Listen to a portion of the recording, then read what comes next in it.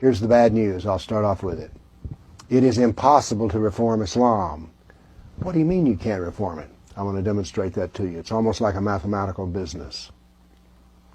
But you say, look, Christianity and Judaism are reformed, therefore Islam can be reformed.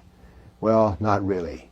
Let's say that you're going to reform Islam by picking out the good and dropping what is bad, and you're the one deciding what is good and bad. Well, this Islam you're going to pick and choose from, what is it? It's Quran, Sirah, and Hadith. So therefore, if you're going to reform Islam, you have to reform the Quran, the Sirah, or the Hadith. Let's start with the Quran. What does it say about itself? Quran 3:7. No one knows the true interpretation except Allah. That's the interpretation of the Quran. But those firm in knowledge say, we believe in it. All of it is from our Lord. So since every verse comes from Allah, who are you to pick and choose amongst it? Here's an example that you don't even know how to pick and choose anyway. Quran 2:216. Fighting is prescribed for you and you dislike it. But it is possible that you dislike a thing which is good for you and that you love a thing which is bad for you. So therefore, you, the person picking and choosing, Allah says you don't know how to pick and choose anyway. Quran 11, verse 1. This is a book whose verses are perfect. So every verse is perfect. Who are you to say they're not? Quran 5, verse 3. This day I have perfected for you your religion and completed my favor upon you and have approved for you Islam as a religion. Its religion is perfect. That includes Quran and Sunnah. What are you going to do about that? How do you reform perfection? Look, Islam is perfect in its entirety and each individual part. Every verse, every sentence, every hadith is perfect.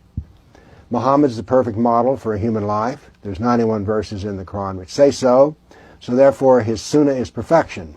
There's not good Sunnah and bad Sunnah. It's all Allah's perfection. But let's say you're so brilliant that you're smarter than Allah and you're smarter than Muhammad and you come up with this brilliant plan for reformation. So what? Who do you go to? There's no authoritative body to approve or disapprove. You can't go to Al-Azhar because they don't have any real authority. They're just a group of scholars issuing opinions. There is no central body that can issue changes in Islam. So your brilliant reformation plan doesn't have anywhere to go. No one cares. Now look, you say we need to reform Islam because it will make Islam, whatever we mean by this, nice. So the part you want to remove is jihad.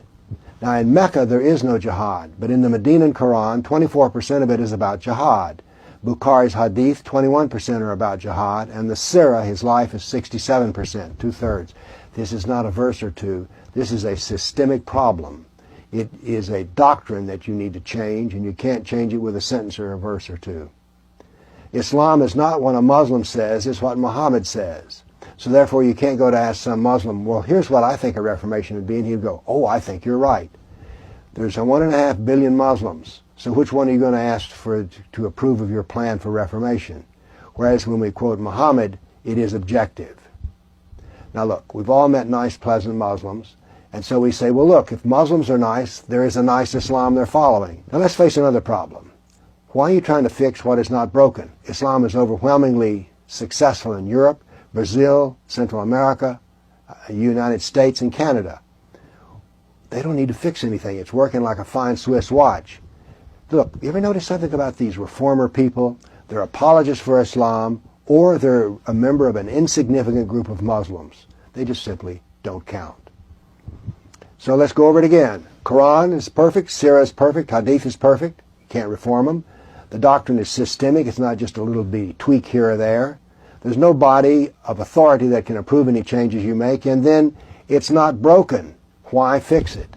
So these are the reasons that Islam cannot be reformed. I don't care how nice the person is who says it can be.